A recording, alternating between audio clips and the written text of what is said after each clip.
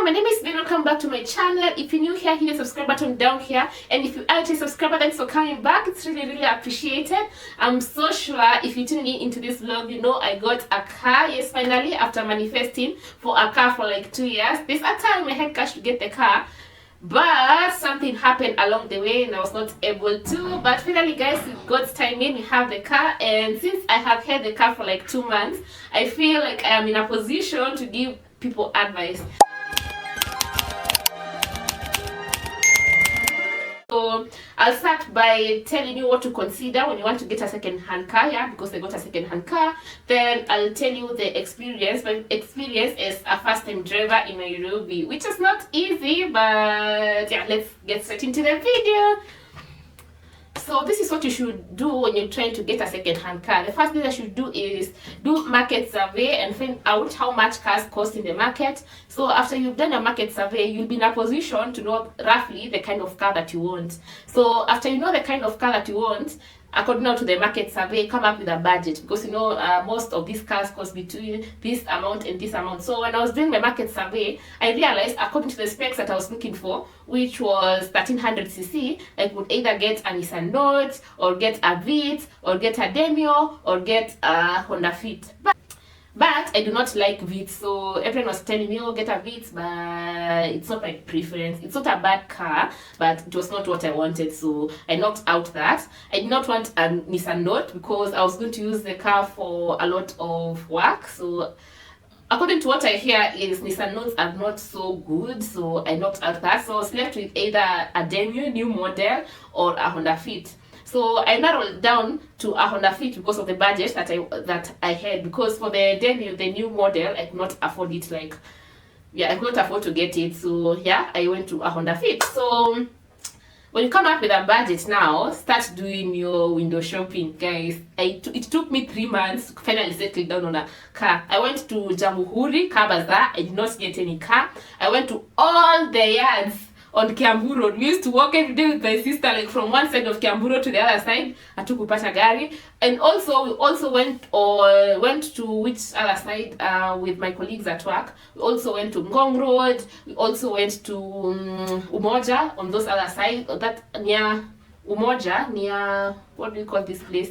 Mama Lucy. Yeah, around Mama Lucy, we did not get a car. Finally, I managed to talk to someone who knew people who sell cars. So you can either look for the car yourself or get an agent that you trust mwenye hata kugonga kutafutie gari. And finally, I got a nice car. Yeah, so consider the specs that you want, do your budget, and everyone will give you advice. Some people will be like, oh, you know, with your budget, you can only add 300,000, then you'll get a new car. You know, guys, 300,000 is not just one bob. So make sure you stick to your budget, because if you don't stick to your budget, then you're going to have a very hard time getting the car. So after you get a car, tujamalizia hapo, guys. I even didn't tell you about the process that I went before I decided to get a car. So when I knew I was going to get a car, I decided to go back to driving school, because I went to driving school after campus and I have never driven since then. So I decided to go back to the refresher training. So for the refresher training, we have different types of classes. There are classes that will charge you 600 per class, that is 100 per kilometer. There are classes that will charge you 500 per week, that is roughly 500 per class, but you can't just pay every class, you have to pay the whole week. So yeah, I looked for, and it was so hard getting a class that would match with my 8 to 5 job, because when I leave work at 5, I'll get home at around 6 or 7, and apparently driving schools all close by 6. You cannot go for driving after 6. So I just went for one class, then I trusted God, because now what was I going to do? So yeah, I went for the driving classes. After the refresher training, now I went through the whole process of getting a car. So after I got the car, guys, it does not stop there. So if you're trying to get a car, you should also budget for this. You should budget for the first service, which cost me around 15,000, because I had to change a lot of things in the car, but I don't keep on changing things over and over again. Then after I did the service, also you need to budget for insurance. My insurance cost around 40,000. So if you are a first-time driver, then you need to get a comprehensive insurance that will make sure that you are covered in case you do anything on the road. Yeah, and also make sure you budget for fuel. Now you get your fuel from your salary or from your source of income. Make sure you subtract the fuel that you'll be using. Like, find out how much you'll use the car, so that you can budget for that, because guys, fuel is not cheap. Fuel is not cheap, guys. Na inaisha haraka, so you need to also budget for that. When you're getting a car, you'll get advice from everyone. You just stick to what you decided when you were doing your research. So if you decide to get whatever car that you decide to get, make sure you are well informed first, and also stick with that, because now everyone has an idea. There's someone who will tell you, oh, a Mazda is a bad car. Another person will tell you Mazda is the best car. Someone else will tell you, no, get a Mitsubishi. Someone else will tell you, no, you know, in Kenya you need to get a Toyota. You just do your own research, decide on what you want, and make sure you are assertive.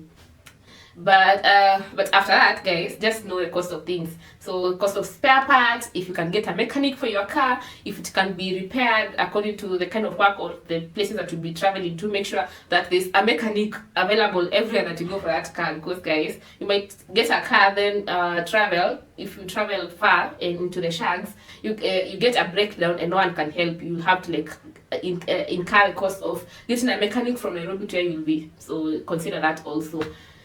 Yeah, and I think that's all about getting a car. If I have left something else, maybe I'll just type it in the description bar. So now let me tell you about my experience as a first-time driver in Nairobi, guys, and this needs a cup of water. So this is like a story time. So after I got the car, I didn't talk about insurance. So also when you're getting the car, make sure you confirm if the insurance, the previous insurance, is a PSV or a private insurance, because that was kind of hard for me. The girl that sold the car to me had a PSV insurance and she did not disclose that. So when I tried getting my private insurance, it was kind of kuvutana mbele na nyuma, because she didn't want to cancel because it's a process, but then I could also not get an insurance for myself because the PSV insurance had to be cancelled first. So it took like 3 days or 4 days before the insurance was cancelled, but finally it was cancelled and I finally got the car. So the car is delivered to my workplace. I was working that day, so the car was delivered to my workplace and I had to drive the car from my workplace to my home. Guys, remember, I went for only one refresher class. And I did driving like 3 years ago, so I could not even remember how to even start the car. So I did not also want my friends to find out that I got in the car, because I don't know, just no reason. So I called my sister. Then I'm like, so we have a car now, so how do we get the car home? So she was like, my friend works in Westlands. My friend will come pick you up and drop you home. Then after that, now we can figure out how you'll be driving the car. So I'm picked by my sister's friend. Then the friend drives me, not us, home. So on the way, the friend was like, do you know this part? I'm like, no, show me. When you're getting home, the friend was not comfortable with me driving the car. So the friend tells my sister, are you sure this is the same person who will drive this car from the house to work tomorrow? I'm not comfortable with her driving the car, so just tell her to park the car, then we'll do some classes during the weekend, then on Monday now she can take the car. But then I was like, I got this car to drive it, I'm not going to use it, but that's when I have a car in the house. So we got home at around 6 p.m.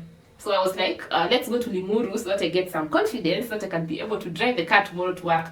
Then she was like, are you very sure we'll get to Limuru and come back? I was like, if God planned that we are going to go this way, we'll go this way. So let's go to Limuru. And please don't tell me anything about any accident. This guy is never going to get any accident.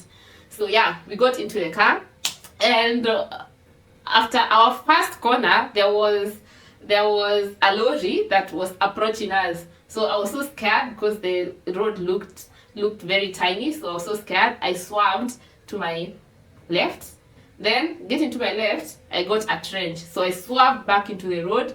I almost hit another car, but then I was like, we've not hit a car. Yes, we have passed our first lorry and you're going to pass more. So we went to Limuru from where I live, then we came back to where I still live. And after that I had confidence. So I got home, I called everyone. I called my brother, he was asleep. I called my mom. Did mom pick the call? Yes. Yeah, she picked the call. Then I was like, mom, tumeendesha gari kutoka hapa hadi Limuru tumerudi. She was like, na usiku. I was like, yeah, tumefika. Mungu ni mzuri, nani mlala? It was like around 12 and I had to wake up and go to work tomorrow. Like you guys, they can't drive on Nairobi roads. But that was a success. So basically, driving in Nairobi just needs confidence. So when I got to work the same day, I was told to go to Eastleigh. I froze on that roundabout until the police officer stopped every car for me to pass. Then he was like, tusizoeane madam, next time vikuja hapa sikusimamishi magari. Yeah, and almost even scratched someone's car, but I did not do it. So imagine after all that hassle, I brought the car back home and I told the caretaker to park the car for me. Na akagongesha gari yangu, like mimi nilala nimezunguka sijagongesha gari, then I give him the car to reverse park for me, then he akagongesha gari yangu. So I have a dent that I did not even cause, but anyway, I'm glad. Yeah, and because I got lost. There's a vlog, guys, if you've watched the previous vlog, you know I got lost on the road, a place that would have taken me 30 minutes. It took me 2 hours to get to, oh, it was 4 hours. Yeah, it took me around 4 hours to get there because they kept on missing turns. Yeah, it was so hard being bullied by matatu drivers. But yeah, finally, kidogo, it has been 2 months, and I'm actually now enjoying driving. I like being on the road and I'm listening to music. I enjoy driving. Yeah, basically, yeah, that is how I got a car. And guys, if you're watching me, I feel like if you want a car this year, and I'm praying for you, you'll get a car this year. That's it for this video. Remember to like, subscribe, leave a comment down here. If you have any advice for first-time car owners, just put it down here. If you have any advice for people who want to get a second-hand car, you can put it down here. Yeah, I'll see you in the next vlog. Bye.